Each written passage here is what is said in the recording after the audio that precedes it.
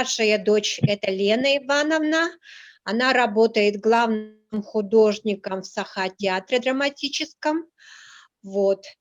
И еще у нас есть внучка, которую зовут Мария Александровна. Она заслуженная артистка балета. Очень много лет танцевала во всех спектаклях, там вот в разных спектаклях.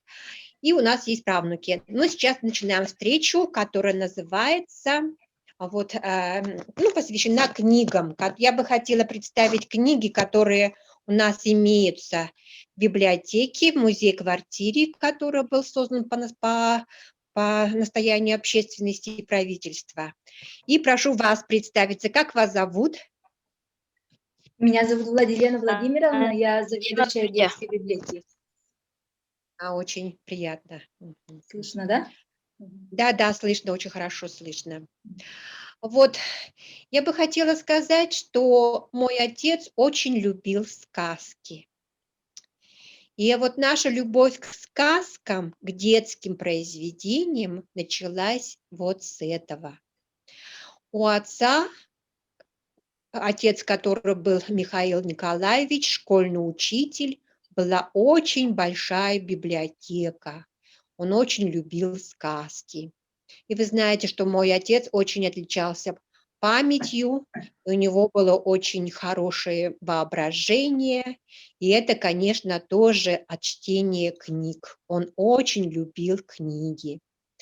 Его отец собирал большую библиотеку, и отец мой, наш отец собирал всю жизнь очень большую библиотеку. Я помню, что у нас с детства были самые разные книги, сказки разных народов. Вот вы какие сказки, дети, любите? Сказки народов мира, якутские сказки, конечно, вот. Когда он уезжал на разные регионы, он очень часто были вот в Хакасию, вот, в Ленинград, в Москву, он обязательно приносил разные книжки сказок. Особенно было любимо нами сказки Ганса Христиана Андерсена. В вашей библиотеке есть эти сказки? Есть. Ага, вот. Разные. Да. И вот у нас очень много есть такая вот серия книг, которая называется «Всемирная литература». И вот книги из этой серии отец собирал всю жизнь. У нас вот есть большой стеллаж книгами, где эти книги самых разных времен, начиная с Греции и кончая нашими дни. Это Шолохов, это Есенин и, конечно, книги Ганса Христиана Андерсена. Это вот такая большая книга, где собраны все его сказки. Еще была такая вот книжка, которая называется «Трудум, трудус, труд». Это серия такая была, где печатали произведения разных писателей сказки. У нас еще имеется, может быть, знаете такого вот, ну, конечно, вы знаете, это есть Гофман, сказки Гофмана. Вот. Моя сестра Лена Ивановна, она сделала спектакль, который называется «Крошка Цахель Цинабер», когда волшебница уродливого карлика взяла под своего покровительства, наделила его очень красивыми волосами золотыми, каждый раз его расчесывают. И она наделила его таким даром, что все видит только те качества, которые у него на самом деле нет. Это иллюзия. Вот.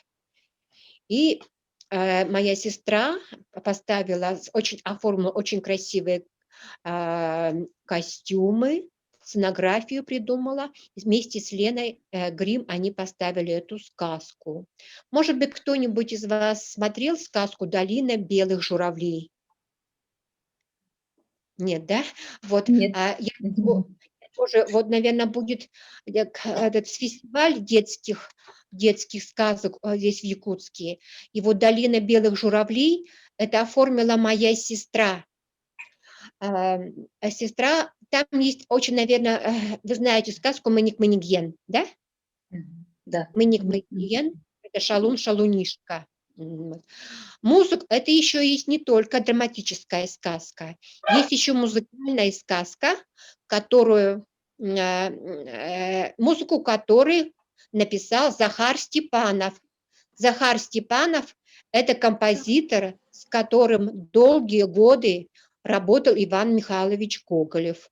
Он написал музыку. Что? Детишки, вы с какого класса?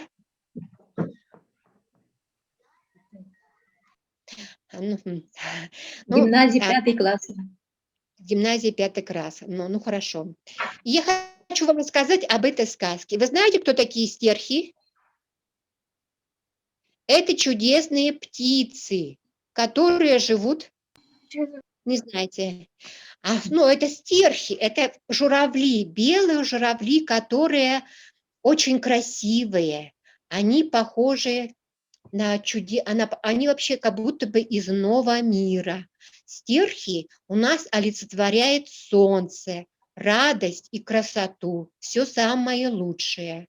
Они обитают у нас в Якутии, и считается, кто увидел стерха, тот будет счастливым. Кто увидел танец стерха, тот будет счастливым, а тот, кто обидел его или убил, того ждет несчастье. Это все запомните. И вот мой отец, запомните, Иван Гоголев, очень любил стерхов, этих птиц. Стерхи вдохновляли его. И у нас, под Якутском есть такой сад, плодово-овощной сад, который создала его супруга Мария Алексеевна Черткова. Мария Алексеевна Черткова – это его муза. Она всю жизнь помогала ему, вдохновляла. Она брала, кусты смородины из питомников, привезла сюда и создала особый сорт путем гибридизации. Это сложная наука, потом вы узнаете. Может быть, у вас будет возможность приехать сюда летом или во время цветения садов, посмотреть этот сад, и увидите, когда цветут эти вот яблони, вы увидите очень красивое зрелище. Это как будто бы стерхи, чудесные птицы, они свои перья скинули на этот сад, и такое вот удивительное зрелище. И это все очень вдохновляет поэта. И вот, глядя на вот эти цветущие яблони, он написал сказку «Долина белых журавлей». Главный герой его, есть такая легенда, что 7 девушек-стерхов, это небожительницы, они спустились на землю, и вот она очень понравилась одному юноше, и он решил на ней жениться. Вот он оженился, и так прошел род человеческий, есть такие вот. И вот отец, поэт Иван Гоголев, использовал эту легенду. 7 девушек спускаются на землю и начинают купаться в чудесном озере. Одна, Мыник Мыниген, это шалушин мынишка, он решил у одной оперенье, своровать, да, одна ему так понравилась, он решил своровать, и она уже не может без оперения превратиться в птицу. Вот. И он говорит, останьте с нами жить. Вот она осталась с ними жить. Вот. Но она не может не заниматься таким тяжелым, ни дров натаскать, ни печку. Это все очень тяжело для нее. И вот она, когда прилетают ее другие сестры, она нашла оперение и улетела с ними. И вот юноша решил отправиться за ней. И какие приключения с ним по пути встречаются, это все описано в этой чудесной сказке. Он, в этой чудесной сказке. Есть еще такая сказка у него, есть еще такая сказка «Волшебный хомус». Хомус, вы все знаете, что такое, да? Что такое хомус? Вы все знаете. Хомус это тоже что счастье может дать это чудесный хомус. И вот парнишка забирается за этим чудесным хомусом. Очень много у поэта Ивана Гоголева вот таких разных сказок на разные сюжеты. Вот. Еще есть сказка про Алла Магуса. Ну, это вы знаете, что такое Алла Магус, это такой страшный чудовище из сказок, которое такой вот ненасытный, он пожирает и маленьких детей, и прочее, прочее. И вот я хочу сказать, что вот этих сказок у него очень много. Еще есть такая сказка для музыкального театра. Вы знаете, что есть драматический театр и есть театр музыкальный. Вот, он писал, и как для драматического театра, и когда люди говорят, ставят, но не поют, а когда танцуют, поют, это уже музыкально-драматический театр. И вот для музыкально-драматического театра у него есть такая вот пьеса-легенда, которая называется «Сияние севера». Вот я вам немножко расскажу об этой сказке «Сияние севера». Это что такое «Сияние севера»? Это либретто для балета, у него много либреттов для балета. Это значит, ну, небольшой, значит, рассказывается, о чем балет. Писатели, поэты пишут прозаические произведения, а музыканты, композиторы, хореографы ставят балетные или оперные спектакли. Вот. Я сейчас немножко расскажу вам о его либретто для балета, который называется «Сияние севера». «Сияние севера», как пишет автор Иван Гоголев, это притча о жестокости и доброте, о любви, которая не знает никаких преград. Племя северного сияния, так оно называется, «Северное сияние», это собирательный образ, которые живут на суровом севере. Это якуты, эвены, чукчи, юкагиры. Ну, вы знаете, что на севере, что жить это очень тяжело в древние времена. Без огня это это невозможно. Огонь – это как бы частичка солнца здесь на земле, и огонь дает жизнь, тепло, на огне можно сделать пищу, очень важен для нас. Вот, сюжет небольшой таков. Сюжет – это значит, о чем говорится. В дочь великой удаганки, которую зовут Джибар Хатун, она погрузилась в глубокий таинственный сон. Но вот уснула. Представьте себе, вот мама, у нее ребенок любимый, вдруг он спит и ничего не может ее пробудить, даже хотя она удаганка. Она пытается пробудить ее, призывает своих духов, но тщетно. Тогда она совершает обряд ясновидения. А ясновидение – это когда ты каким-то своим даром можешь подключиться к энергии, которая свыше, да, но это очень сложно. Вот. И можно увидеть то, что происходит где-то, допустим, или в прошлом, или в будущем, или в настоящем. И вот она, совершав обряд ясновидения, увидела, что у племени охотников северное сияние есть нечто похожее на красный цветок. Ну, все знают, что такое красный цветок, это саранка. Но этот цветок называется священный огонь. И вот она посылает своих помощников в Чучуну. Вы знаете, кто такой Чучуна, да? Это Чучуна, это такое таинственное существо, которое живет далеко в горах, далеко на севере, обладает могучей силой, таинственным даром, он может свистеть, свист его завораживает и очень опасен для человека. Иногда он похищает детей и женщин. Вот. Это действительно реальное существо, существует очень много легенд, очень много сказаний, и свидетельства очевидцев. И вот это существо присутствует в разных сказках поэта Ивана Гоголева. И вот она посылает Чучуну и белого медведя, чтобы они похитили у племени священный огонь, и чтобы этот огонь пробудил от сна ее любимую дочь. Потом, значит, во второй картине рассказывается, как вождь племени Аянгат решил сделать хранительницей священного огня свою дочь Болбукту. Но слуги у Даганки похищает огонь хитростью, а это означает, это смерть для всего племени. Вот. И юноши решили вернуть священный огонь, они отправляются за ним в далекое северное путешествие.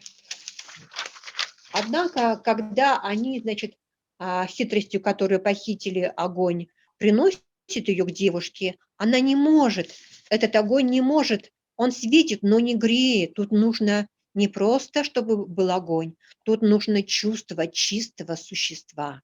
Вот. И тогда в отчаянии шаманка, она совершает обряд, но все тщетно. Вот. И юноша, который пришел, чтобы забрать этот огонь, он обратно забирает и приносит в свое племя. Это очень сложный сюжет и надо его ставить, и мы надеемся, когда, может быть, кто-то поставит это произведение. И потом у него есть такая очень интересная сказка, которая называется «Снегурочка». Ну, вы, конечно, знаете сказку о Снегурочку, о Снежинке. Это Харчана. Это одна из сказок его. У вас в библиотеке есть эта книжка? Какая? Нет, нет. Харчана. У нас нет, Нет, к сожалению, нету, нет. да? Она Да, только это в центральной, там, в Якутске национальной библиотеке только хранится, кажется. У нас нет. вот, это, видимо, и вообще детских книг нет, да? От детских у нас только Харсахо Кампада и Эхекянюхе. М, Эхекянюхе, мгм. Значит, надо переиздавать эти книжки. да. Да. Вот, и надо сказать, что он очень любил древние легенды. Есть легенда о том, как шаманка одна, значит, о северной медведице, о желтой звезде. Вот.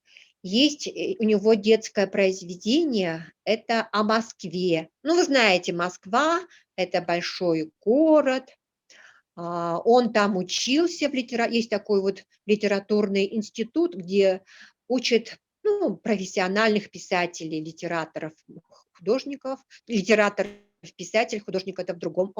Я хочу сказать, что он очень любил рисовать. Он иногда свои сказки сам иллюстрировал. Он в стенгазете, когда учился, у вас есть стенгазета, выпускается? Ну вот раньше была такая вот В в школах школах, есть да? такие. Да. И вот он Это тоже, есть. когда учился, да. И вот он тоже, когда учился в школе, он рисовал стенгазету и свои стихи, и свои сказки иллюстрировал.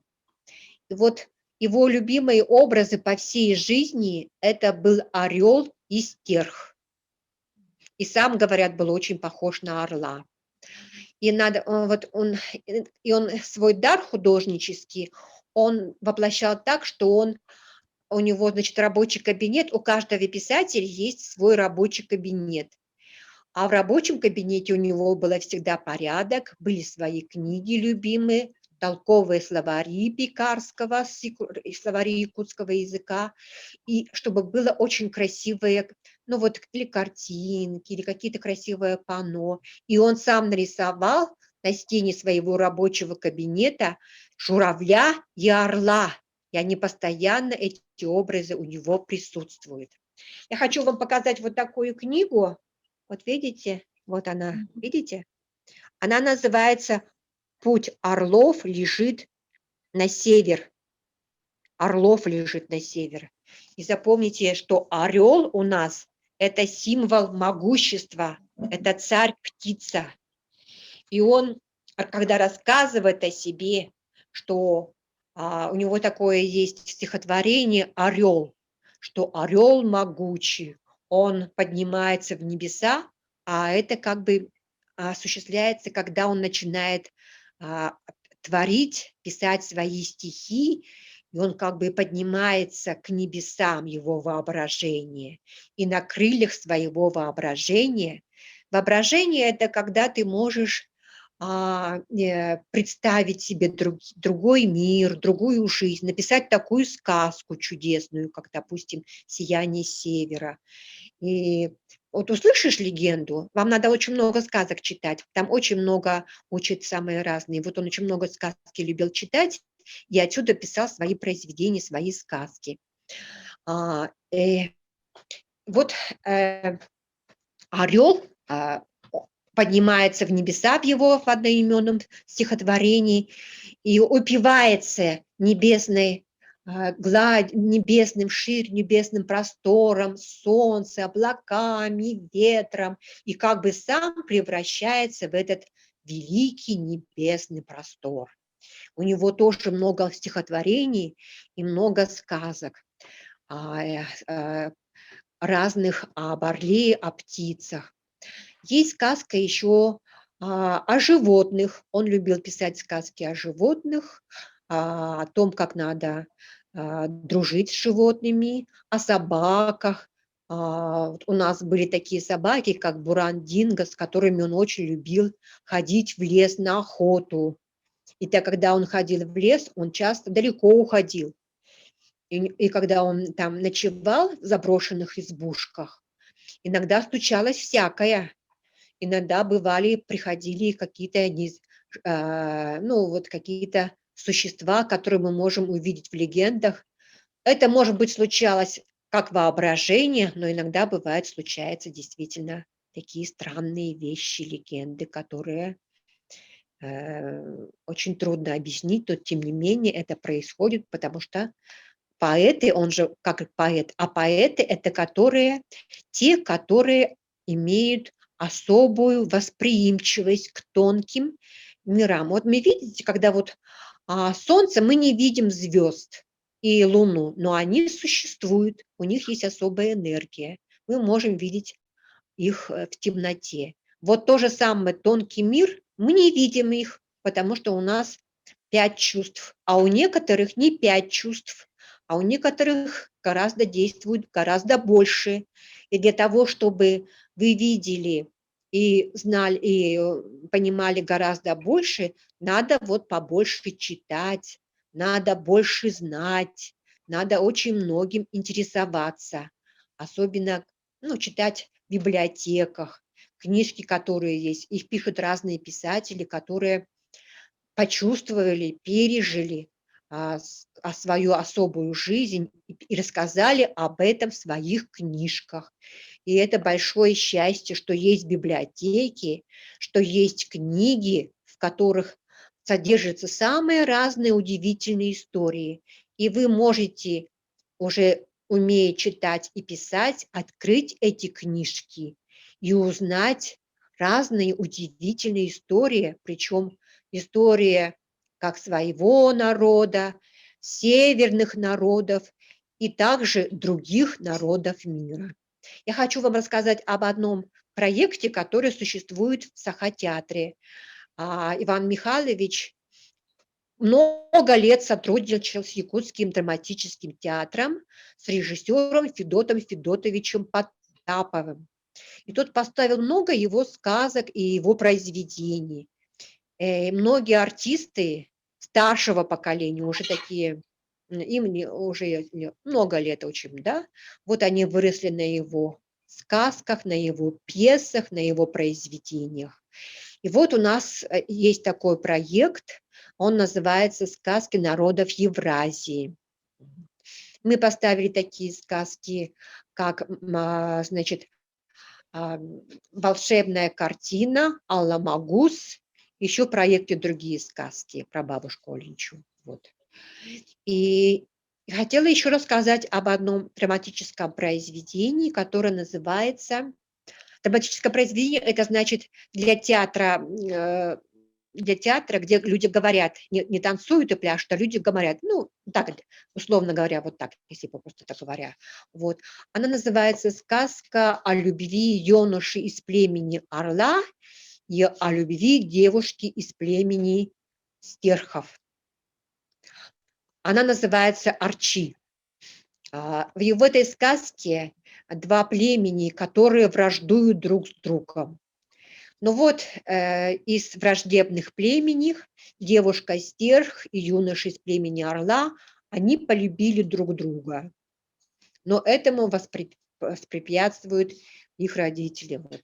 Ну, начинается очень сложно. Они борются за свою любовь, и в результате они добиваются и получается счастливый союз. Вот тоже обратите внимание, стерх и орел.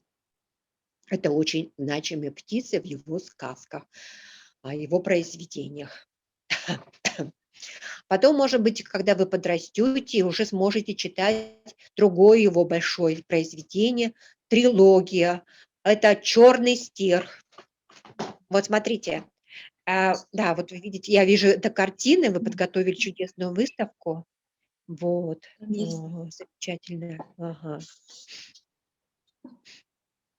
Вот. Эта Тоже так книга, красиво. она вышла, да. Она издавалась много раз. Она издавалась вот в якутском, на якутском языке большая такая книга, которая тоже Ага. по школам. Мгм. Да, вот эта вот книга Министерства образования. Я хочу сказать, что, смотрите, обратите внимание, роман, трилогия – это когда в одной книжке, романе, 3 разных книжки, 3 разные части. Вот. Это называется трилогией. Она называется «Черный стерх». В природе в основном есть белые стерхи, ну и серые, да. А черный – это почему же он так? Ну, это очень, когда не один смысл, да, а когда несколько смыслов, это называется многозначный образ. Но образ – это когда, это тоже очень сложно, потом вы будете проходить. И тоже вот главная героиня – это девушка Хабарыс, Хабарос, конечно, Хабарос, которая умеет говорить животом. Животом – это значит дар чревовещания. Да? Вот это тоже об одной легенде, тоже на одной легенде основано, когда на поверьях, может быть, даже реальный случай, когда появился очень странный такой человек-невидимка. Там очень много разных героев, действие происходит в революционные годы. Это уже в старших классах вы будете проходить. Я вам сейчас покажу. Вот такая книга. Смотрите. Видно, да? Ага, видно. Вот эта книга оформила моя сестра Лена Ивановна Гоголева. Вот. Вот видите, смотрите, девушка. Это вот как бы, ну, чудесная, радостная сторона жизни. Вот видите, она в прекрасном костюме, вот. В национальной одежде, вот символ благополучия. А вот черный стерх – это она померкла от горести, от страданий. И образ этой вот девушки, он многозначен, то есть это как бы это судьба людей, такие вот годы, в жестокие годы, в социальные потрясения. Это значит, когда что-то случается плохое, может быть, или хорошее, ну, нестабильно. А дедушка его был знаменитым кузнецом, он очень хорошо был, мастерил разные вещи, вот. И семья была очень гостеприимной, к ним приходили очень много людей из дальних и ближних округов, и они все рассказывали разные истории, сказки. И маленький Ваня тогда уже понимал, что это все ему пригодится. Он внимательно слушал всех рассказчиков, которые к ним приходили, а, и рассказывали разные удивительные истории. Особенно ему нравились истории про такие удивительные истории про его предков, шаманов, которые тоже обладали очень даром воображения, могли силой своего. Ну, это очень сложное искусство, дар шамана, но это главное, что они должны очень хорошо уметь рассказывать. Они должны своим рассказом увлечь людей, чтобы все слушали так внимательно. А этот рассказ, он был не просто рассказом, да так рассказывать, чтобы реальность ожила и представила, как оно есть.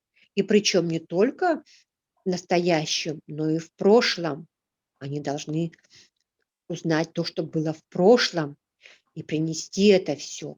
Более того, в сказках как бы птицы, и звери, и даже деревья говорят, обратили внимание. Даже сейчас уже существует, даже ученые доказали, что есть особые сигналы, особые голоса, при помощи которых птицы и звери общаются друг с другом и передают информацию. У них есть свой особый язык. И вот поэты, писатели, шаманы, они это все понимают. Они могут воздействовать с ними. И вот услышать тайный разговор птиц. Недаром же у нас существует поверье, что есть духи трав, деревьев, духи камней, гор, Ваянай, все эти такие духи особой энергии, которые хранители, на самом деле это хранители лесов и полей, и особая энергия, которая воплощается в близких людям образах. Вот. И все эти вот поэты, они умеют, почему их называют, что они обладают третьим глазом? Потому что они умеют видеть то, что не видят другие. Они контактируют, у них есть контакт. Они слышат, видят и умеют это выразить и передать в слове и на бумаге. Это бывает редко, это особый дар. Если у кого-то это есть, то это его надо обязательно развивать, потому что очень многое откроется. И уже сейчас ученые говорят, что есть другая реальность, которая мы не можем. У человека всего 5 органов чувств, а есть и другая реальность, которая дается путем или знаний особых, развития этих особых своих способностей. И вот отец Иван Гоголев, он обладал такой способностью. У него была а, такая возможность, такой дар. И он развивал это изо дня в день. Причем профессия писателя, это сегодня написал, а завтра нет. Он работал каждый день с зари до зари. И вот мало того, что от природы был очень одаренным, у него генетическое это значит то, что память, вот все возможности его предков, бабушки, дедушки, отца, она как бы передалась ребенку, тайны мозга. Это очень сложная наука. Мозг наш, он всегда, запомните, говорил, что с малых лет надо развивать свои умственные способности, разговаривать с разными людьми, очень много читать, чтобы много знать, много понимать. Тогда, может быть, установится контакт с иными мирами. Особенно это часто бывает у поэтов, ученых, писателей, творческих одаренных личностей. И вот многие сюжеты он черпал из этого космического пространства, генетического, это называется генетическая память. Он черпал и мог передавать словом, это тоже дар предков, это в своих произведениях. Он очень часто свои сюжеты вот из сказок, легенд, но сказки, легенды, запомните, они бывают как бы схематические. А поэт, он наделяет его как бы плотью и кровью. Они становятся как живые люди. Не просто вот там схемы, вот, они становятся как живые люди. Вот в его сказках, его книгах эти живые люди говорят, они страдают, к чему-то стремятся. Вот. И они настолько реальны в этих произведениях, что их можно увидеть, и они могут воздействовать на нашу жизнь. И главная особенность его книг, его сказок, что у него главные герои – это всегда хорошие, добрые люди.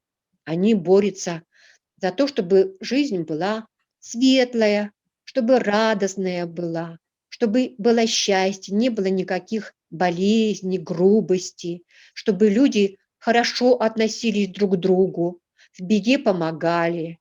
А когда вот придут разные несчастья, мало ли какие у нас несчастья, это могут быть суровые морозы, это может быть болезни, вот.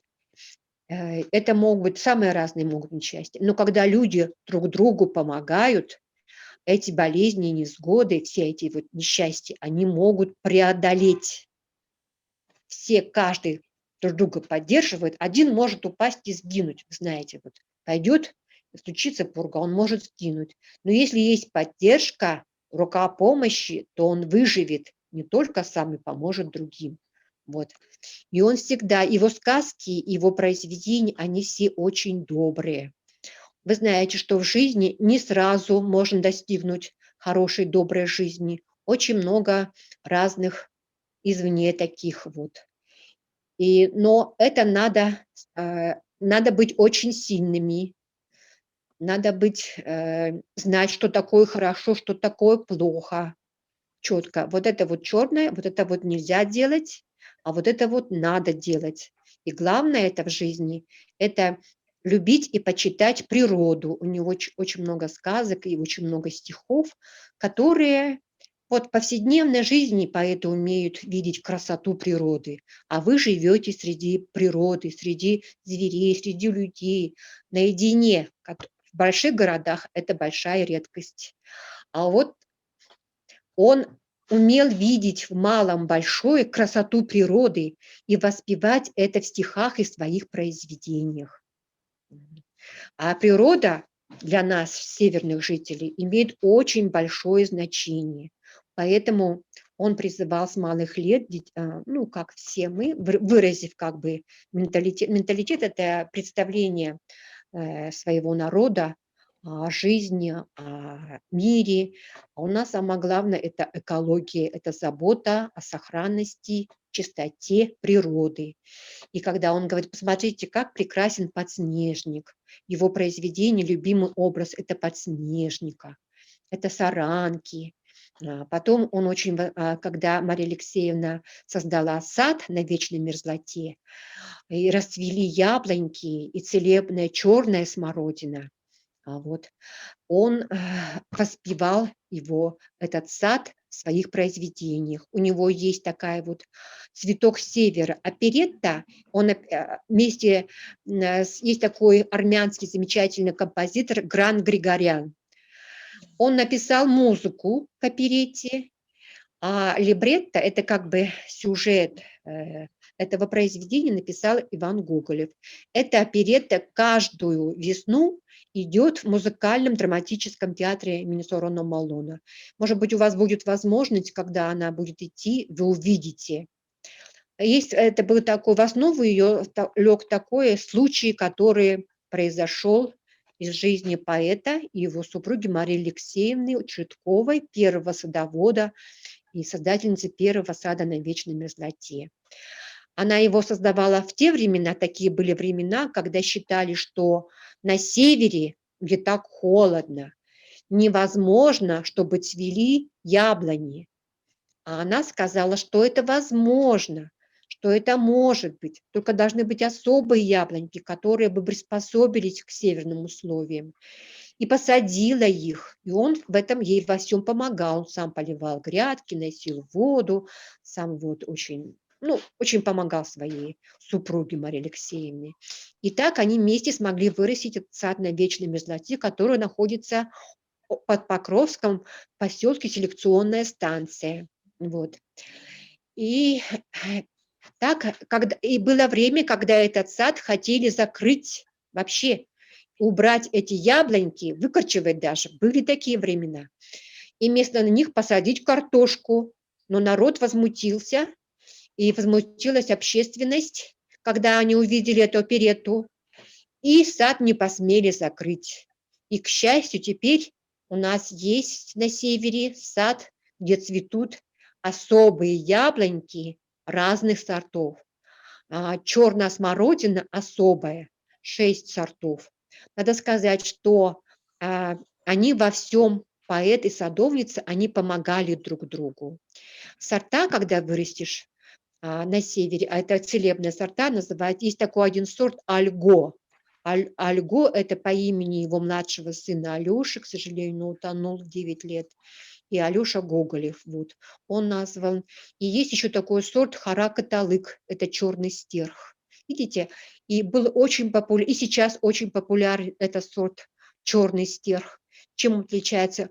Он в нем очень-очень сладкий, очень урожайный, очень витамин, очень много ягод дает. И видите, как это все сочеталось. Вот труд садовницы, ученого, агронома и поэзия, творчество писателя Ивана Гоголя. Так они во всем друг другу помогали и поддерживали. И поэтому недаром он говорит обо мне, значит, о тебе. И мы очень надеемся, что, может быть, у вас в Вилюйске будет сквер с памятником поэту Ивану Гоголеву и яблоньки Марии Алексеевны Чертковой. Это было бы замечательно, чтобы на его родной земле росли яблони Марии Алексеевны Чертковой, и был бы этот памятник. Это, конечно, наша мечта. И скоро, мы надеемся, будет 100 лет, мы надеемся выпустить его неизданные произведения. У нас в музее есть много его рукописей. Вот этих вот я с некоторыми вам познакомила, с либретто для театров, для музыкальных театров, для драматических театров. И те, что не изданы пока, будут изданы, увидят свет. Сейчас издано 6 томов драматических произведений, не только драматические, туда входят и поэтические, и прозаические. Последний том называется «Не отворачивайся, богиня милосердия». Это он пишет о своей жизни, об истории своего народа в разные годы истории нашей страны, нашей республики. Но всего он запланировал издать 12 томов. Вот. И эти тома у вас должны быть в библиотеке центральной есть, да? Вот. И в этих первых томах он составил сам. Вы можете прочесть его произведения о природе, о маме. У нас есть такая вот папка, вот он очень любил путешествовать, вот смотрите, да? Он очень запомнилось ему путешествие по Индии. Из этой Индии он привез вот такую вот папку, вот такой вот чудесный, вот где атлас и Египта, и Индии, вот. И сюда он записывал и прикрепил иллюстрации особые, его стихи о маме. Ну, вы знаете, что мама для каждого из нас это очень много значит. Она самый любимый, близкий человек для каждого из нас. И он посвятил своей маме очень много стихов и поэм. Они называются «Земной поклон» и «Моя звезда материнская, моя звезда». Очень много стихов, очень таких поэтических, полной любви, признательности маме звучит в его стихах.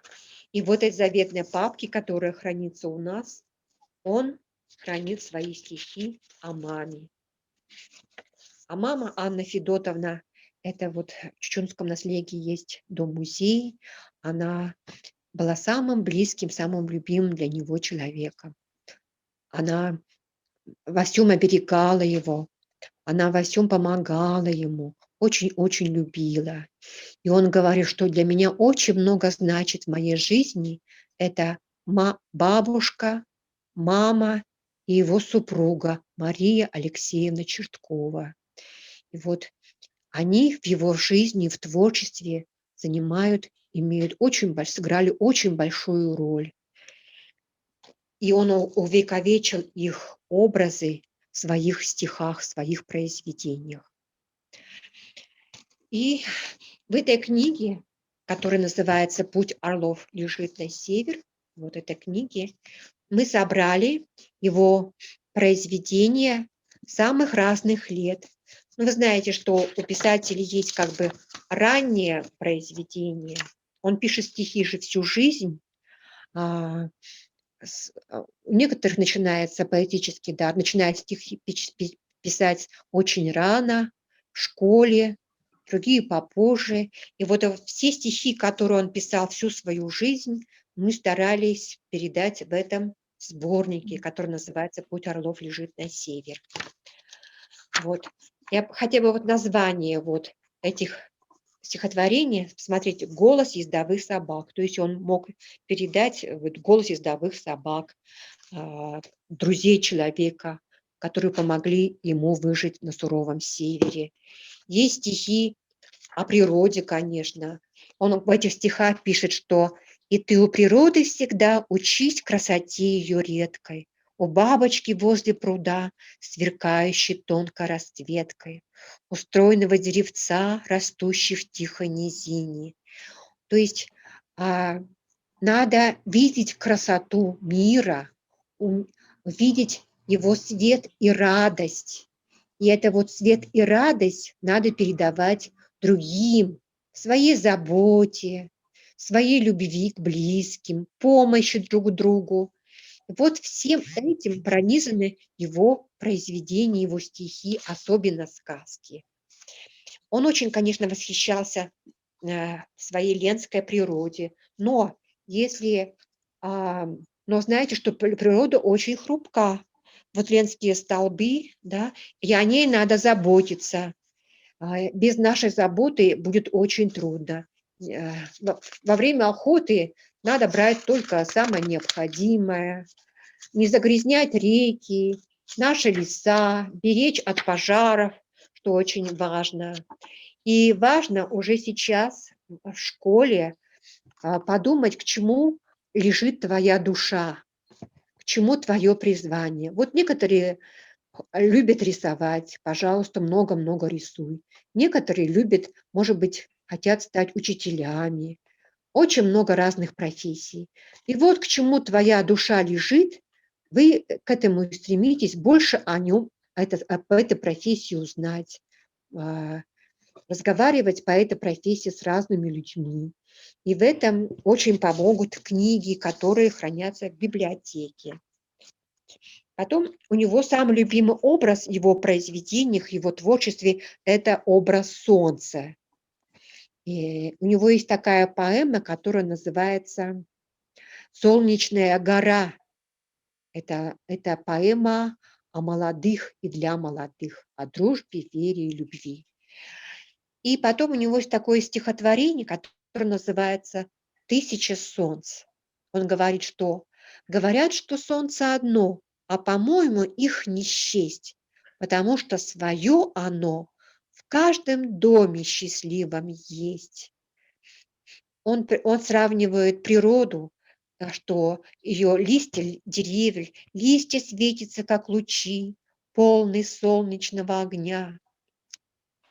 Словно солнце глаза светлы, солнце в капле крови густой, и березовые стволы блещут солнечной чистотой. Если б солнце было одно, разве счастье всем обрести? Нет, нам тысячи солнца дано, славьте их на своем пути. Вот я вам сейчас почитаю отрывок из романа в стихах «Солнечная гора», о том, как он легенды воплощал и осмыслял в своих произведениях. «Слышал я одну легенду, где не весь горит с утра непридуманная кем-то лучезарная гора. Солнце, свив гнездо свое, на вершине обитает, белый снег на гребне тает, слой туман щадит ее, и чубувку к ней не допрыгнет, и орел не домахнет, высотой ее достигнет только храбрый, только тот, кто собой пренебрежет. Есть вершина золотая, нелегко ее найти. Трусу, подлецу, лентяю нету к той горе пути. Надо тем, кто к ней идут, не жалеть ни сил, ни жизни. К ней дорога через труд. К той горе не сыщешь лестниц. Друг мой, время не тяни, испытай себя на честность, глубже в сердце загляни, что ты можешь, уясни. Знаю я судьбы течения, ждут меня метели, град, но свое предназначение ощущать душою рад.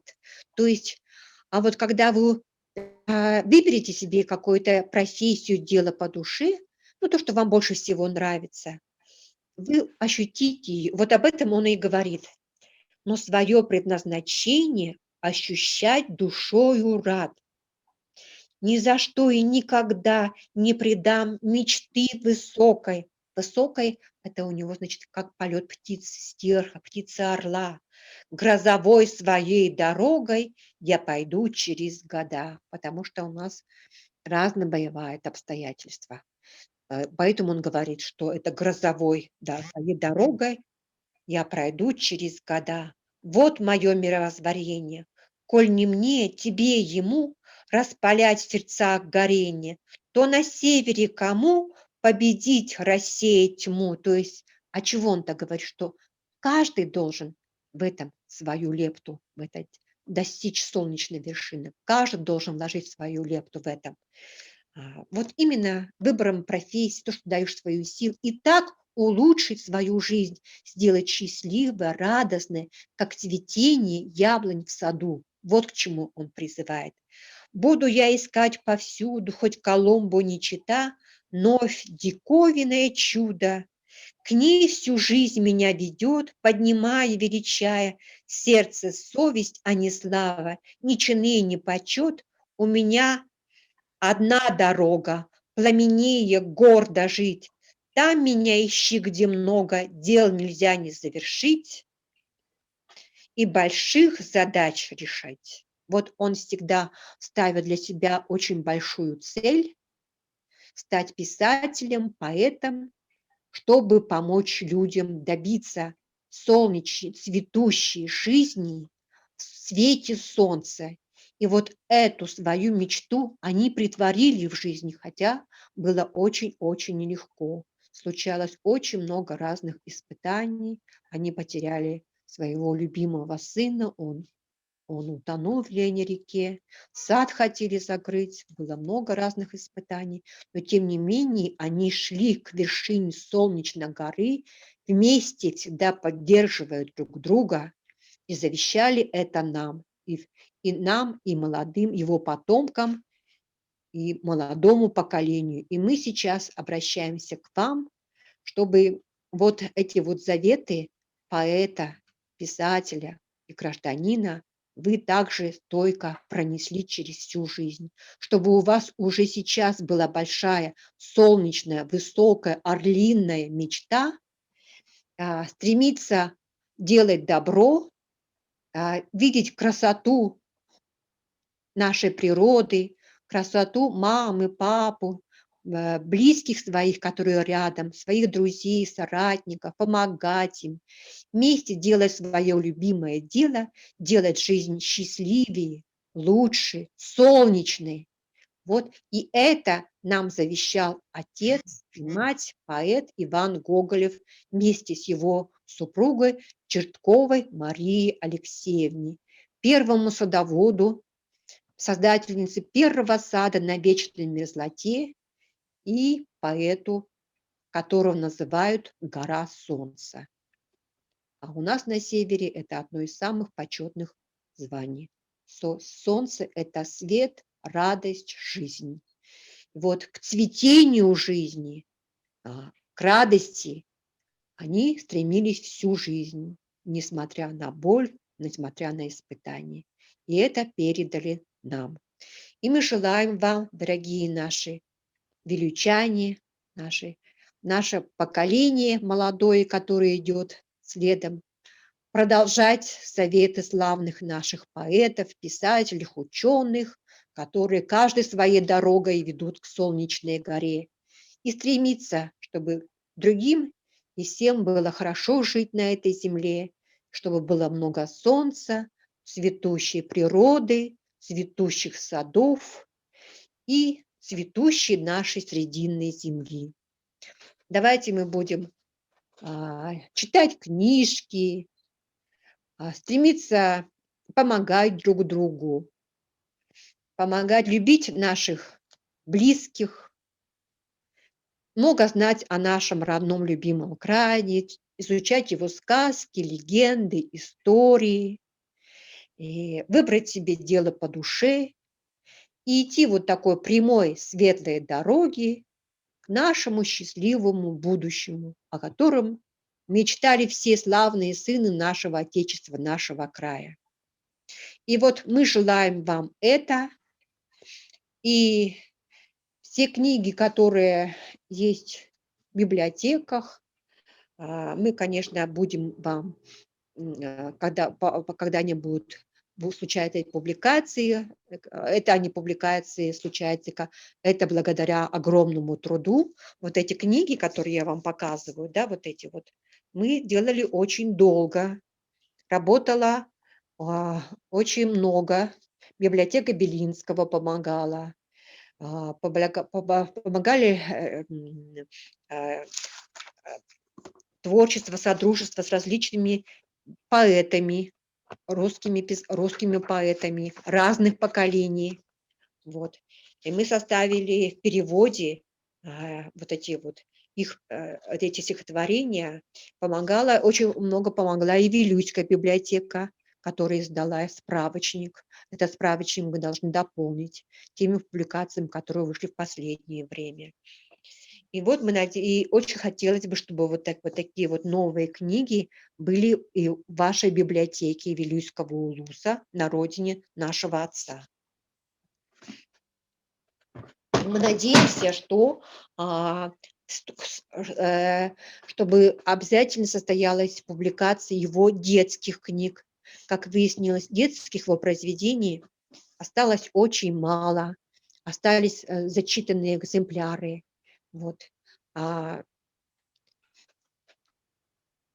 Сейчас идет сбор вот этих произведений, и, и, и мы надеемся привлечь и переводчиков, чтобы были переводы на другие языки. Потом я могла бы и переводить и на языки иностранные других народов.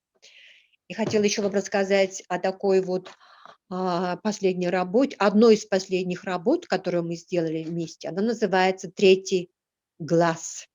«Третий глаз» — это история «Три жизни одной души». Это тоже на основе древних легенд и поверий, когда одна дочь белого шамана, ее называют Краса, она как бы проживает 3 жизни в разных мирах и в разных уголках страны, и всегда она тоже стремится к солнцу и благоденствию своего народа. Это одна из последних работ, которую мы успели сделать вместе. А мы работали с ним очень много, с моим отцом. Я работала с тем, он очень большое значение придавал переводу на разные языки. Он говорил, что знание языков — это крылья, они как бы открывают новые миры, что нужно очень изучать и работать переводами. И его переводами очень заинтересовались его произведения в Германии, во Франции. Вышли переводы его произведений на английский язык. Вот. И, и мы надеемся, что к его юбилею, у него будет 100 лет, готовимся уже сейчас к этому, чтобы кроме детских произведений вышли еще переводы на разные языки, а также чтобы увидели свет все те произведения, которые мы переписали после его смерти. Вместе такая есть Марина Ушницкая. Мы вместе с ней очень долго собирали, потому что он очень много писал, и некоторые рукописи вообще раздаривал своим друзьям. Но в основном большая часть хранится у нас здесь, его в архивах, но не все. Быть может, у ваших знакомых, у ваших Вилюйски есть какие-то его неопубликованные, неизвестные рукописи. Может быть, у ваших земляки, поспрашивайте своих близких, Может быть, вы будете записывать воспоминания, которые сохранились о его дедушке, о его бабушке, о его близких, о нем. Вы могли бы записать эти вот воспоминания, и мы могли бы издать одну книгу вот по воспоминанию его земляков Вилючан. Это, по-моему, очень хорошая идея. Вы согласны? Да, Да. да. И да-да. И вот мы могли бы вот собирать вот все вот такие вот, да, вот, потому что старое поколение уходит, их осталось очень мало. И вот видите, вот осталось из его, и у него такие близкие друзья были, Семен Руфов, их нет. Потом, Егор Сидорович Сидоров, очень хороший друг, близкий ему по духу. Очень многие друзья ушли, а вы живете в его родных местах, где многие его знают, сохранились очень много, ну, родственников, наверное, не наверное, а есть родственников, близких, друзей, которые знают. И было бы вот сейчас на это собирать, по крупицам, чтобы вот такие вот книги издавать. И мы просим вас такую вот работу провести среди молодежи, среди читателей, да, разных поколений. И вот к его, и постепенно, вот как вот Сергей Николаевич обозначил, что мы можем сделать к его юбилею, вот это вот такое бы, это все очень важно, как бы это называется, духовное наследие поэтов, писателей, славных сынов Отечества. И вот такой вот. Это наша история, это наша гордость, это наш пример, который мы должны знать, передавать для нашего общества, для нас, чтобы нам всем было хорошо. Вот. Это очень положительный пример. Тем более, как сейчас мир находится на грани войны, к сожалению, это реальность. И вот такие вот призывы к добру, к единению, к пониманию друг друга, они сейчас очень особенно нужны. Когда ты видишь красоту мира, как он прекрасен, разве поднимется рука его губить, его уничтожать ракетами, бомбами, как там добывать, допустим, какие-то богатства такие, богатства. Надо при этом, добывая это все, заботиться о том, чтобы не повредить землю, заботиться о тем, чтобы потом она восстановилась, смогла в себе эти силы. И вот поэтому очень такие стихи актуальны. Актуальны, да, значит, и сейчас они современны, ну, нужны, необходимы, как забота о природе. Это для нас, которые считаются кладовой природных ресурсов, это сейчас особенно важно. Ведь от этого Анна зависит Ивановна, наш... Мгм. извините, Да, да, осталось немножко минут, совсем немного осталось минут. Можно да, закругляемся. да, да, да. Заключительное слово скажите, пожалуйста. Вот я желаю вам, дети, наши дорогие земляки, наша дорогая смена, с которой мы смотрим с большой надеждой. Вы наше продолжение жизни.